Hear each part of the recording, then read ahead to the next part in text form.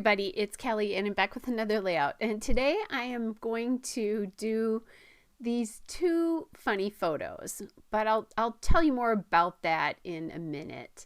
So the first thing I'm going to do is take that kind of navy paper there, which is from Vicki Boutin Color Study, and I just matted that. That's the linear paper, the two photos on that. And I've picked kind of these four papers. Yeah, there are four papers out. Kind of took out that orange one right away. I was trying to decide what to do. And I'm going to use this Say Cheese as the background. It's the Vicki Boutin Kaleidoscope 12 by 12 pad paper. Sorry, everybody. And then I'm going to add this piece of striped paper down here. I love this paper. I love that back, that citrusy green back as well. This is from Vicki Boutin Color Study, and it's a linear paper. So the story behind this is, obviously it's Jim Carrey on the left. My M2, my grandson, is on the right. And his dad, they were at a carnival over the 4th of July weekend, and his dad took this picture of him.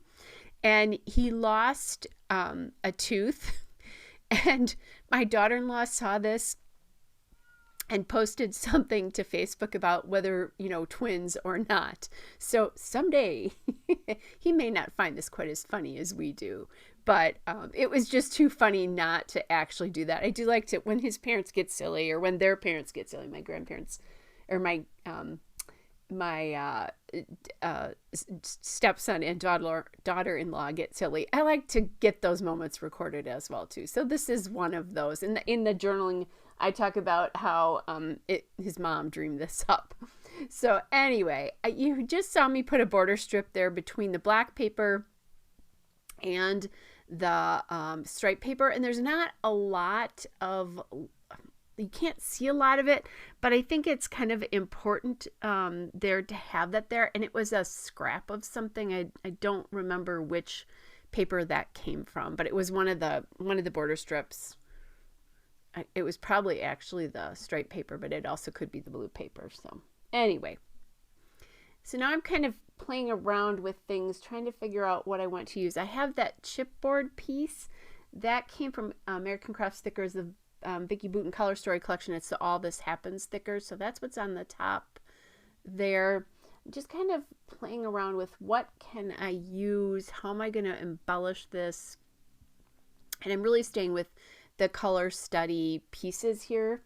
I did grab that little note piece, and then when I did that kind of thing, thinking I was going to put a tab on top of that little note card to kind of go up a little bit, I took the chipboard and moved it down.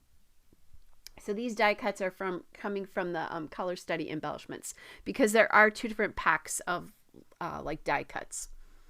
So I kind of like that this brought this up a little bit. It was a little bit more vertical. Usually I tend to stay in a corner, and this time I didn't. I could probably have gone up farther here, but probably not a ton, I'm thinking.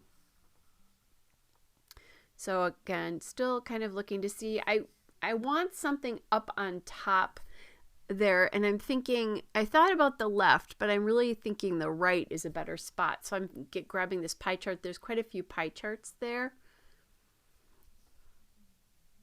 and just seeing what else I can do. Now, the one thing I don't love about that pie chart, and I'm thinking about this as I'm going through things, is that it has a lot of pastels in it.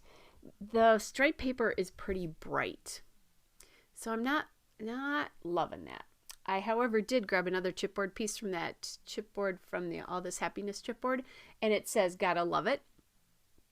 And I thought that was appropriate because, you know, what his mother said. So anyway, so I'm going to mount that vellum pie chart up there, and that's the perfect thing. It's a bigger die cut, so it takes up more space up there.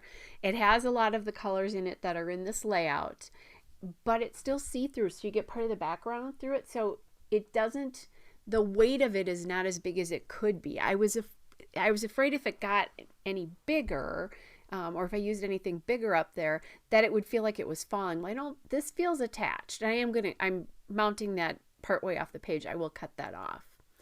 Then I am grabbing some of these stickers here. I have this hexagon sticker. I'm trying to pull in some of that, some of the colors and kind of the pie chart idea here. I have another one right there now, kind of playing around with where that chipboard is going to go. Do I do it partially off, partially on? I did grab a little bit of foam tape there because of the way that sticker will sit on there. There we go, cutting the pie chart off. And I did put it back in there because, you know, who knows, might use that. I'm thinking title on the top in that space there. And you'll see me, I'm thinking, I know I have kind of a citrusy green alphabet or a couple of them, so I'm going to grab those to see if I can find them. And I'm sorry guys, this took a lot longer than I thought it did. Hopefully you're not going to be too bored here. There we go, finally.